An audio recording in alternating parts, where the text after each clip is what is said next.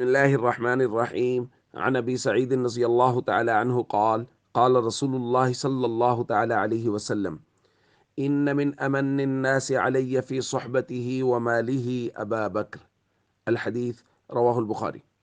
نبی کریم صلی اللہ علیہ وسلم نے ارشاد فرمایا، مجھ پر سب سے زیادہ احسانات اپنی صحبت کے اعتبار سے اور اپنے مال کے اعتبار سے وہ ابو بکر کے ہیں رضی اللہ تعالیٰ عنہ۔ دوستو، سیدنا صدیق اکبر رضی اللہ تعالیٰ عنہ بالغ مردوں میں سے سب سے پہلے ایمان لائے، اور اس کے بعد نبی پاک صلی اللہ علیہ وسلم کا اتنا بھرپور ساتھ دیا کہ حضور خود فرما رہے ہیں کہ صحبت اور مال کے اعتبار سے سب سے زیادہ احسانات ابو بکر کے ہیں رضی اللہ تعالیٰ عنہ۔ اور ہجرت کا سفر نبی کریم صلی اللہ علیہ وسلم کے ساتھ کیا، اور محبت کا یہ انداز دیکھیے کہ ایک مرتبہ نبی کریم صلی اللہ علیہ وسلم کو غار میں حضرت ابو بکر رضی اللہ تعالیٰ عنہ نے دودھ پیش کیا، تو حضرت ابو بکر فرماتے ہیں حضور نے پیا، میں نے درخواست کیا رسول اللہ اور پیجئے، مزید پیجئے۔ حضرت ابو بکر فرماتے ہیں حضور نے اتنا دودھ پیا کہ میں ابو بکر سیر ہو گیا۔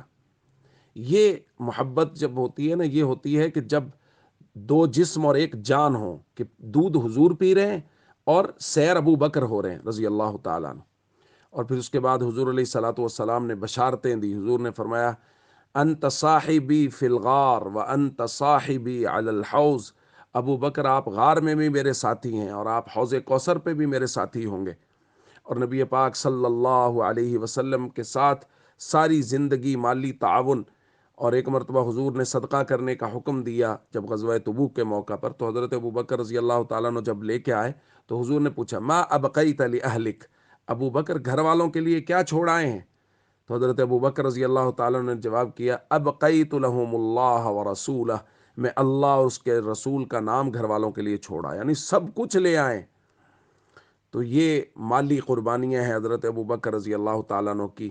ایک احسان شناس امتی حضرت ابو بکر رضی اللہ تعالیٰ عنہ کے بارے میں کبھی بھی کوئی نازیبا جملہ نہیں سن سکتا، اور زبان سے بولنا تو بہت بہت بعید ہے۔ اس لیے ہم سب کو چاہیے ہمیشہ حضرت ابو بکر رضی اللہ تعالیٰ عنہ کی عزت اور ناموس کی بات کریں، اور کبھی بھی ان کے خلاف کوئی جملہ بھی زبان سے، کسی کی بھی زبان سے نہ سنیں۔ السلام علیکم ورحمۃ اللہ وبرکاتہ۔